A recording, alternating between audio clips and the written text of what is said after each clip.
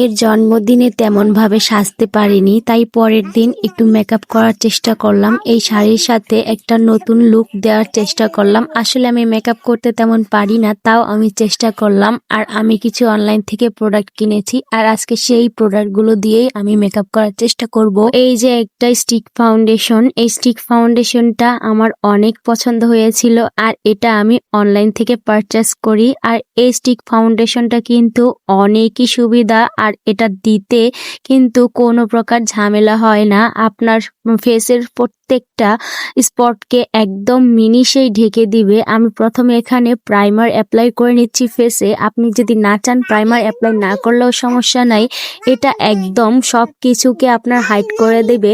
দেখতেই পাচ্ছেন আমার এক সুয়াচে কিভাবে সবকিছু হাইড হয়ে যাচ্ছে। আর এই ফাউন্ডেশনটা কিন্তু আমার স্কিন টোনের সাথে মানে একদম ম্যাচ হয়েছে অল্প অল্প, কিন্তু আরেকটু আমি চাইছিলাম স্কিন টোনের সাথে যাতে ম্যাচ হয়। তো আমি আসলে মেকআপটা তেমন ভাবে পারি না, আমি চেষ্টা করছি যেভাবে আমি করার। দেখতেই পাচ্ছ, এই যে দেখো আরেকটা মেকআপ বুক, এখান দিয়েও কিন্তু পুরোটা দিয়ে মেকআপ করা যায়। আর এই মেকআপ বুকটাও আমি অনলাইন থেকে নিয়েছি একটা পেজ থেকে। তো আমি কোনো পেজের নাম বলবো না, এখানে মানে ফ্রি প্রমোশন করার তার কোনো দরকার নাই।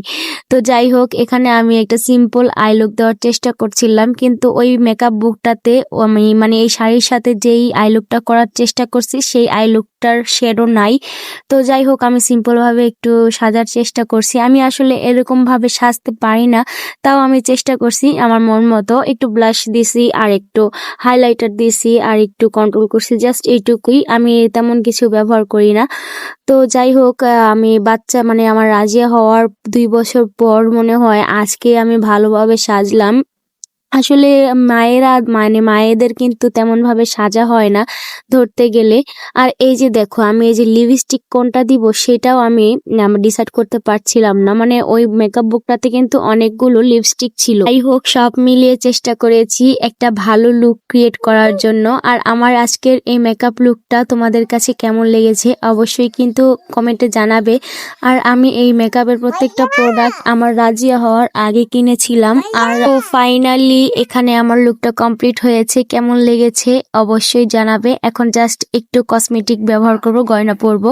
তো এই শাড়িটার সাথে এই মালা আর টিকলিগুলো মানিয়েছে কিনা অবশ্যই কমেন্টে জানাবে। তো বন্ধুরা, আমার আজকের এই লুকটা তোমাদের কাছে কেমন লেগেছে অবশ্যই আমাকে একটু জানাও।